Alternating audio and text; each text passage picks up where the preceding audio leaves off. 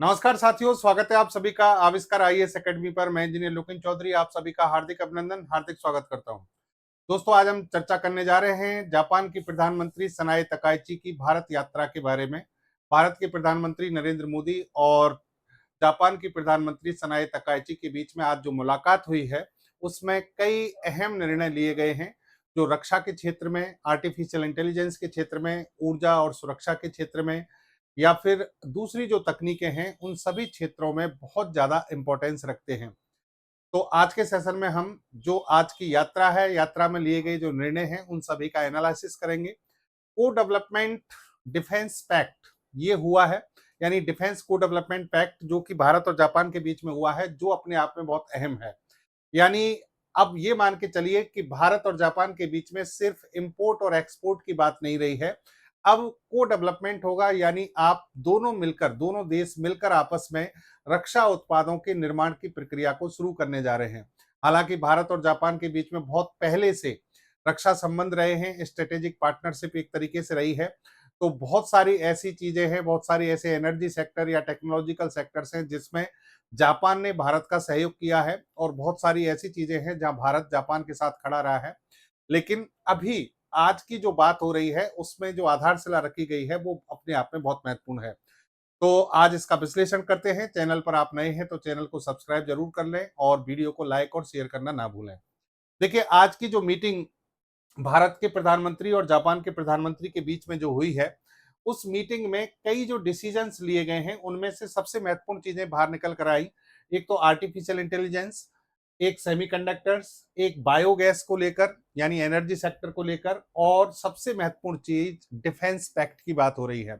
Defence pact का हम पूरा विस्तार से विश्लेषण करेंगे कि क्या क्या चीजें हैं, क्या क्या इसमें डिसीजन लिए गए हैं।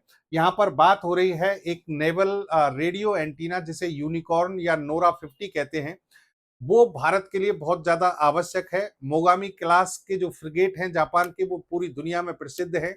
एक छोटी से छोटी वस्तु को भी पहचानने की क्षमता रखते हैं समुद्र में। तो इंडो पैसिफिक रीजन जिसकी आशंका जताई जा रही थी, जापान की प्रधानमंत्री ने भारत आने से पहले ही ये कह दिया था कि हमारी एक प्रायोरिटी जो रहेगी वो ये है कि इंडो पैसिफिक जो रीजन है, उसको हम कैसे सुरक्षित कर सकते हैं। और इसके लिए जापान के एक प्रधानमंत्री जो कि पूर्व प्रधानमंत्री थे, शिंजो अबे, उन्होंने एक प्रोजेक्ट चलाया था, एक अवधारणा दी थी, focus on Indo Pacific region. तो उस रीजन को सुरक्षित करना दोनों देशों की एक जिम्मेदारी है। दोनों लोकतांत्रिक देश हैं और चाहते हैं कि इसको इस तरीके से सुरक्षित किया जाए, हिंद महासागर और प्रशांत क्षेत्र को, कि इसमें जो चाइना जैसे देश हैं जो अपनी जो इलीगल एक्टिविटीज हैं उनको चलाते हैं या फिर उन पर अवैध रूप से कब्जा करने की कोशिश कर रहे हैं, उसको किस तरीके से रोका जाए, इसको फ्री और ओपन कंडीशन में कैसे रखा जाए। तो उसको ध्यान में रखते हुए कई सारे डिसीजन यहाँ पर लिए गए हैं। यहाँ देखिए, गर्मजोशी से भारत के प्रधानमंत्री नरेंद्र मोदी जी के द्वारा इनका स्वागत किया गया और इनको यंगर सिस्टर से संबोधित किया गया है। विजनरी लीडर के रूप में इनको कहा गया है कि ये जापान की विजनरी लीडर हैं, और यंगर सिस्टर के रूप में इनको यहाँ पर इन्होंने बोला है। एक यानी आत्मीयता वाला जो भाव है यहाँ पर देखने को मिला है। ये जो मीटिंग हुई, ये राष्ट्रपति भवन के परिसर में हुई औपचारिक तौर पर। उसके बाद फिर हैदराबाद हाउस जो है, वहां पर उच्च स्तरीय मीटिंग की गई, और लगभग 5 ऐसे बड़े सेक्टर थे जिनमें यहाँ पर कुछ अनुबंध किए गए हैं। बहुत सारी भारत की कंपनी और जापान की कंपनी एक दूसरे के साथ मिलकर कार्य करने के लिए यहाँ पर तैयार हुई हैं। सेमीकंडक्टर और टेक्नोलॉजी की जब बात की गई, तो दोनों देशों ने ये माना कि भाई हमारे जो दोनों देशों के जो रिश्ते हैं या दोनों देशों की जो आर्थिक सुरक्षा है, उसमें सेमीकंडक्टर और टेक्नोलॉजी का बहुत बड़ा अहम रोल है। एआई को इन्होंने बढ़ावा देने के लिए आपस में बात कही है। सेमीकंडक्टर सप्लाई चेन को मजबूत करने की बात कही है, क्योंकि सेमीकंडक्टर सप्लाई चेन में कहीं ना कहीं चाइना का एकाधिकार सा है, और ये चाइना के द्वारा बीच बीच में बहुत सारी रुकावटें पैदा की गई हैं। तो कहीं जापान जो है, वो इस क्षेत्र में ये चाहता है कि भारत अपने मास प्रोडक्शन लेवल पर या जो हाई स्केल पर प्रोडक्शन की जो क्षमता है उसको संभाले, और क्वालिटी वाइज जो हम टेक्नोलॉजी है उसको हम संभालें। यानी दोनों देश जो हैं आपस में दो इस चीज को इस तरीके से संभालना चाहते हैं कि भारत तो इसमें प्रोडक्शन का लेवल बढ़ाए और जापान उसमें क्वालिटी वाइज टेक्नोलॉजी को इंटीग्रेट करे। तो दोनों ही देश एक दूसरे के पूरक के रूप में कार्य कर सकते हैं। यहाँ पर बड़ी घोषणा ये की गई है कि जापान के द्वारा अगले 10 वर्षों में लगभग 10 ट्रिलियन येन का भारी निवेश भारत में किया जाएगा। 10 ट्रिलियन येन देखिए बहुत बड़ी राशि है। इसकी घोषणा की गई है कि भारत में ये निवेश जापान के द्वारा किया जाएगा। अब हम बात करते हैं जो ऐतिहासिक एक समझौता हुआ है डिफेंस पैक्ट के तहत, वो है नेवल रेडियो एंटीना यूनिकॉर्न के बारे में। अब ये क्या है, इसको समझिए आप। ये समझिए कि नेवल जो एंटीना यूनिकॉर्न जो है रेडियो एंटीना, वो है क्या। सबसे पहली बात तो ये है कि ये जो पैक्ट हुआ है इसका उद्देश्य ये है कि हमें केवल इंपोर्ट और एक्सपोर्ट पर निर्भर नहीं रहना है। यानी ऐसा नहीं कि भाई आप इंपोर्ट कर रहे हैं हम एक्सपोर्ट कर रहे हैं, या फिर हम एक्सपोर्ट कर रहे हैं वो इंपोर्ट कर रहे हैं।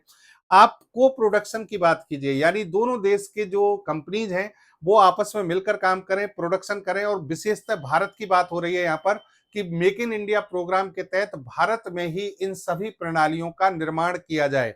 यानी रक्षा के क्षेत्र में जो भी हम जापान के साथ में पैक्ट में जिन चीजों का उल्लेख किया गया है उन सभी का निर्माण भारत में होना चाहिए। उसके एमआरओ सेंटर भारत में होने चाहिए देखभाल के लिए, और मैन्युफैक्चरिंग प्रोसेस जो है वो भारत का हो, और यानी भारत उसे मेक इन इंडिया के तहत रख सके, ऐसी स्थिति बननी चाहिए। उद्देश्य क्या है? आयात पर निर्भरता कम करना, स्वदेशी रक्षा उद्योग को बढ़ावा देना, अत्यधिक अत्याधुनिक तकनीकों का सह विकास करना, भारत में संयुक्त उत्पादन और इंडो पैसिफिक क्षेत्र में सुरक्षा और स्थिरता को बढ़ावा देना। तो ये चीजें यहाँ पर रखी गई हैं। अब देखो यूनिकॉर्न नोरा 50 जो कि चर्चा में है, इस पर हम चर्चा करते हैं। इसका नाम है naval radio antenna unicorn Nora 50। ये स्ट्रक्चर आपको दिख रही होगी। जापान के जितने भी फ्रिगेट्स हैं लगभग उन पर सभी पर इनका उपयोग किया जाता है। और विशेषतः हम बात करें तो ये मोगामी क्लास स्टील्थ फ्रिगेट जो है ये बहुत ज्यादा चर्चा में रहते हैं। वैश्विक स्तर पर एक बहुत बड़ी तकनीक है। इस फ्रिगेट की खास बात क्या है? खास बात यह है, जापान का ये फ्रिगेट मतलब एक छोटे युद्धपोत होते हैं, जहाज होते हैं, छोटे आकार में छोटे होते हैं, लेकिन कार्यात्मक रूप से बहुत ज्यादा विशिष्ट होते हैं। इसमें जो ये स्ट्रक्चर है इसे नोरा 50 कहा जाता है। ये एक प्रकार का एंटीना है। अब इस एंटीना में लेकिन बहुत सारे सिस्टम इंटीग्रेट करके लगाए जाते हैं। इसका प्रमुख कार्य यह है कि दुश्मन का कोई भी छोटे से छोटा कोई भी टारगेट दुश्मन की ओर से अगर भेजा जाता है, चाहे भले ही वो ड्रोन हो, चाहे भले एरोप्लेन हो, सॉरी एरोप्लेन तो काफी बड़ी चीज हो गई, ड्रोन हो गया, या फिर दूसरी जैसे मिसाइल्स हो गई, या फिर लड़ाकू विमान हो गए, एयरक्राफ्ट वगैरह, कोई भी टारगेट अगर भेजा जाता है समुद्र में, हवा में उड़ रहा है समुद्र के ऊपर, तो ये जो एंटीना है वो उसे आसानी से ये उसे पहचान सकता है। साथ में यहाँ पर जो ये मोगामी क्लास के स्टील्थ फ्रिगेट जो होते हैं इनका रडार क्रॉस सेक्शन एरिया बहुत कम रखा जाता है, तो दुश्मन को इनकी स्थिति का पता नहीं लग पाता है। अब ये जो तकनीक है, मोगामी क्लास जो स्टील्थ फ्रिगेट है, इनको खरीदने की चर्चा भी बहुत लंबे समय से चल रही है कि भारत जो है इनको परचेज कर सकता है जापान से।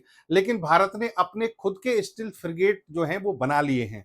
अब भारत की जो नजर थी वो सबसे ज्यादा इस पर थी। ये जो एंटीना जो है ये जापान के पास में बहुत ज्यादा विशिष्ट है, या फिर कहिए कि जापान के जितने भी ये मोगामी क्लास के स्टील्थ फ्रिगेट हैं उनकी जो आत्मा है, या फिर उसमें सबसे जो महत्वपूर्ण चीज है वो ये एंटीना है। अब इस एंटीना के लिए भारत ने पैक्ट कर लिया जापान से। इसका मतलब ये हुआ कि इनका निर्माण अब भारत में किया जाएगा। इसका निर्माण भारत में होगा, इनकी मैन्युफैक्चरिंग जब भारत में होगी तो इसका एमआरओ सेंटर भी भारत में बनेगा देखभाल के लिए, मेंटेनेंस के लिए। और भारत के जितने भी फ्रिगेट्स हैं उन सभी पर या बाकी के युद्धपोत पर इसको अब इंटीग्रेट किया जाएगा, ताकि ये जापान की जो तकनीक है, जिसे जापान में रक्षा के क्षेत्र में निंजा टेक्नोलॉजी बोला जाता है, यानी एक विशिष्ट टेक्नोलॉजी जो दुनिया के किसी भी देश के पास में नहीं है। तो यूनिकॉर्न नौसेना के युद्धपोतों के लिए एक अत्याधुनिक उन्नत इंटीग्रेटेड मास्ट है। मास्ट का मतलब ये सारा जो सिस्टम है एक तरीके से मिलकर यहाँ पर काम कर रहा है। इंटीग्रेटेड मास्ट का मतलब हो गया कि इसमें बहुत सारे सिस्टम्स हैं जो एक साथ इंटीग्रेट होकर काम करते हैं, जिसकी अनेक क्षमताएं हैं और असीम सुरक्षा जो है ये उपलब्ध कराता है। इसमें देखिए एडवांस सेंसर सूट लगे हैं जो कि 360 डिग्री पर निगरानी करते हैं। ये हाई कैपेबिलिटी रडार सिस्टम है जो दुश्मन की स्थिति को आसानी से पहचान सकता है। इसमें कम्युनिकेशन के लिए बहुत सारी संचार प्रणाली हैं, उनको इंटीग्रेट किया गया है।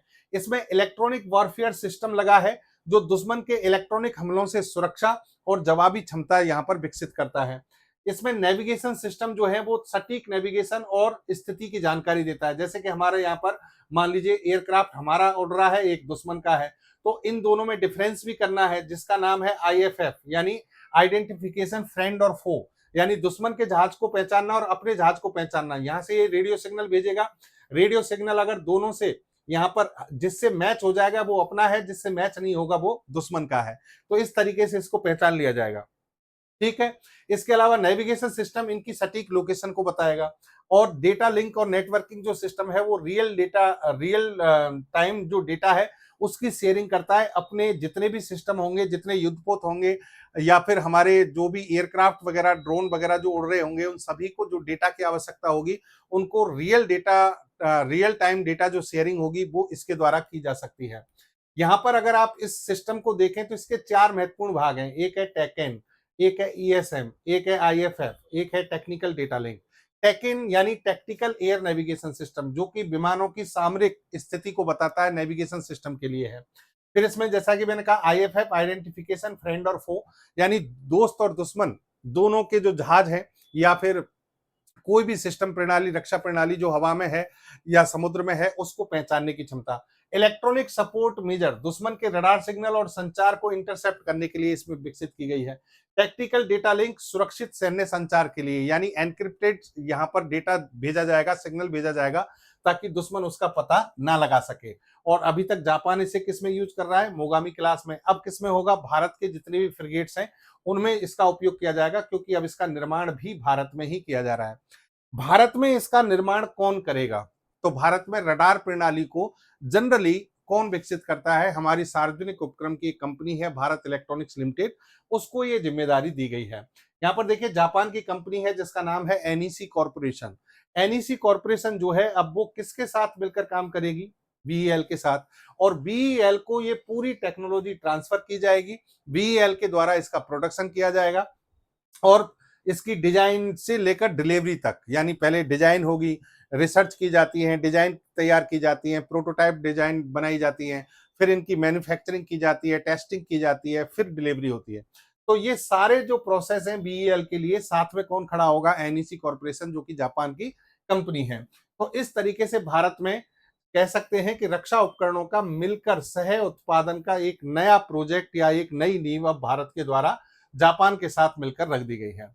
अब बाकी की हम बात करें तो देखिए यहाँ पर समुद्री सुरक्षा और रक्षा उपकरणों के लिए यहाँ पर MRO सेंटर की भी बात हुई है, यानी रिपेयर और मेंटेनेंस जो फैसिलिटी है वो भारत में विकसित की जाएंगी। फिर इसमें AI और क्वांटम तकनीक में भी डील हुई है। AI पर आधारित जो डिफेंस सिस्टम है, ऑटोनोमस मिशन है, स्मार्ट जो डिटेक्शन सिस्टम है, वो सब ये है यहाँ पर विकसित किए जाएंगे। क्वांटम तकनीक पर संयुक्त शोध किया जाएगा, क्वांटम कम्युनिकेशन से सुरक्षित और तेज संचार। देखिए क्वांटम जो टेक्नोलॉजी है वर्तमान में एक कह सकते हैं कि लेटेस्ट टेक्नोलॉजी है। आने वाले समय में कुछ ही सालों का ये टाइम पीरियड गैप मान लीजिए, सुपर कंप्यूटर की आज जो क्षमताएं हैं उससे 100 गुना क्षमता क्वांटम कंप्यूटर की होने वाली हैं, और ये ऑपरेशनल फेज में आने वाले हैं। अगले 5 से 10 सालों में आप क्वांटम कंप्यूटर का विस्तार देखेंगे। अब क्वांटम कंप्यूटर जो है वो बहुत सारी उनमें अच्छाई भी हैं और कुछ इसमें वैज्ञानिकों की चिंताएं भी हैं। सबसे महत्वपूर्ण चीज है कि क्वांटम तकनीक का उपयोग करके आप एक जो कम्युनिकेशन सिस्टम डेवलप कर सकते हैं वो बहुत ज्यादा बेहतरीन हो सकता है। इतना बेहतरीन कि कोई भी दुनिया की कोई ताकत उस कम्युनिकेशन सिग्नल को हैक नहीं कर सकती। और इसके लिए जो आवश्यक चीज होती है, जो तकनीक होती है, उसे कहते हैं क्वांटम की डिस्ट्रीब्यूशन। और भारत ने इसे विकसित कर लिया है, काफी किलोमीटर की दूरी तक भारत ने विकसित करके इसकी टेस्टिंग की गई है। तो यहाँ पर जापान और भारत के बीच में इस क्षेत्र में भी समझौता हुआ है कि इसको भी डेवलप किया जाएगा। फिर एक महत्वपूर्ण बात है कि चाइना को कैसे रोका जाए, चाइना को कैसे रोका जाए, या चाइना पर जो निर्भरता है वो जापान भी कम करना चाहता है और भारत भी चाहता है। यहाँ पर जो क्रिटिकल मिनरल्स हैं, रेयर अर्थ मटेरियल्स हैं, उन पर चाइना पर निर्भरता को कम करने के लिए दोनों देश जो हैं यहाँ सहयोग के लिए सामने आए हैं या साथ आए हैं। इन्होंने कहा है कि लिथियम और कोबाल्ट की जो सप्लाई है उसको सुरक्षित किया जाएगा, और आधुनिक रक्षा उपकरणों की रीढ़ की हड्डी है लिथियम और कोबाल्ट, उनकी सप्लाई को अगर हम सुरक्षित करते हैं तो भारत और जापान रक्षा के क्षेत्र में आत्मनिर्भरता की ओर बढ़ सकते हैं। चाइना जैसे देशों पर निर्भरता कम हो सकती है। आर्टिफिशियल इंटेलिजेंस पर खास फोकस यहाँ पर किया गया है। इसे भारत के प्रधानमंत्री जो हैं उन्होंने कहा है कि ये सबसे मजबूत स्तंभ है और भारत की सॉफ्टवेयर कैपेबिलिटी पूरी दुनिया में जानी जाती है। इधर जापान की प्रिसीजन हार्डवेयर टेक्नोलॉजी पूरी दुनिया में जानी जाती है। जैसे चाइना जाना जाता है हार्डवेयर टेक्नोलॉजी के लिए, मैन्युफैक्चरिंग के लिए, वैसे ही जापान कम नहीं है। जापान भी बहुत अच्छा अपने मार्केट में हिस्सेदारी रखता है। तो यहाँ पर कही गई है कि बात जो डील हुई है कि भारत की जो सॉफ्टवेयर कैपेबिलिटी है, सॉफ्टवेयर निर्माण की जो क्षमता है और जापान की जो प्रिसीजन टेक्नोलॉजी कैपेबिलिटी है, बढ़ाने की जो क्षमताएं हैं, यानी हार्डवेयर टेक्नोलॉजी को विकसित करने की क्षमता है, दोनों को मिला दिया जाए, सॉफ्टवेयर और हार्डवेयर टेक्नोलॉजी दोनों को मिला दिया जाएगा तो बड़े स्तर पर यहाँ प्रोडक्शन किया जा सकता है। बहुत अच्छी टेक्नोलॉजी जो है बनाई जा सकती है, यानी एआई के विकास को नई ताकत और दिशा दी जा सकती है। ये बात यहाँ पर कही गई है। स्वास्थ्य और ऊर्जा के क्षेत्र में भी भारत और जापान के बीच में यहाँ पर कुछ अनुबंध हुए हैं। इन्होंने कहा है कि फार्मास्यूटिकल्स, मेडिकल डिवाइस और बायोटेक्नोलॉजी के क्षेत्र में दोनों देश मिलकर काम करेंगे। भारत जो है बड़े स्केल पर दवाइयों का प्रोडक्शन कर सकता है। दूसरी तरफ जापान की बात करें तो जापान की क्वालिटी जो है वो पूरी दुनिया में जानी जाती है। तो दोनों को मिलाकर यहाँ मेडिकल फील्ड में भी एक क्रांतिकारी परिवर्तन लाए जा सकते हैं। एनर्जी सेक्टर की बात करें तो biogas initiative, India Japan biogas initiative के तहत जापान ने ये कहा है कि लगभग 1000 बायोगैस और जैविक खाद यानी ऑर्गेनिक फर्टिलाइजर प्लांट जो है वो भारत में स्थापित किए जाएंगे। तो यहाँ पर देखिए इंडिया जापान बायोगैस इनिशिएटिव, ये जो प्रोग्राम है इसके तहत जापान ने भारत के साथ अनुबंध किया है कि आने वाले जो वर्ष हैं उनमें लगभग 1000 बायोगैस प्लांट और ऑर्गेनिक फर्टिलाइजर प्लांट भारत में विकसित किए जाएंगे और इसमें सहयोग कौन करेगा? जापान करेगा। फिर इसमें देखिए आप आगे हम बात करें कि गहरे सांस्कृतिक और कूटनीतिक संबंधों की बात यहाँ पर कही गई। यहाँ पर जैसा कि मैंने कहा भारत के प्रधानमंत्री जो हैं उन्होंने जापान की प्रधानमंत्री सनाए तकाइची जो हैं उनको बड़ी गर्मजोशी से उनका स्वागत किया और उनको कहा कि ये दूरदर्शी नेता हैं, विजनरी लीडर हैं और इनको छोटी बहन से संबोधित किया। यहाँ इन्होंने देखिए आप पीएम मोदी ने तकाइची के जो गृह प्रांत है इनका जहाँ की रहने वाली हैं वो है नारा का जिक्र किया और उन्होंने कहा कि वहां की जो बौद्ध संस्कृति है उसका भारत के साथ गहरा संबंध है और भारत और जापान के बीच में जो वर्तमान संबंध है, आपसी विश्वास और सबसे बड़ी जो रणनीतिक यहाँ पर जो आपसी विश्वास है वो भारत और जापान की सबसे बड़ी रणनीतिक संपत्ति है, ऐसा यहाँ पर कहा गया है। वर्तमान में दुनिया में जो उथल पुथल चल रही है, वर्तमान में दुनिया में जो युद्ध की स्थिति बनी हुई है, उसमें दोनों देशों का जो आपसी विश्वास है वो एक बड़ी बात है। ये बात यहाँ पर कही गई है। तो ये है दोस्तों जापान की प्रधानमंत्री सनाए तकाइची का भारत की यात्रा का कंक्लूजन जो कि आज हुआ है। अभी एक दिन और बाकी है, कुछ और सेक्टर्स जो हैं उन पर भी बात हो सकती है, उस पर जो अपडेट होगा वो हम आपको बताएंगे। आज के सेशन में हमने जो डिफेंस पैक्ट की बात की है वो सबसे इंपॉर्टेंट है। फिर आपसे मिलेंगे एक और अच्छे विश्लेषण के साथ। जय हिंद, जय भारत।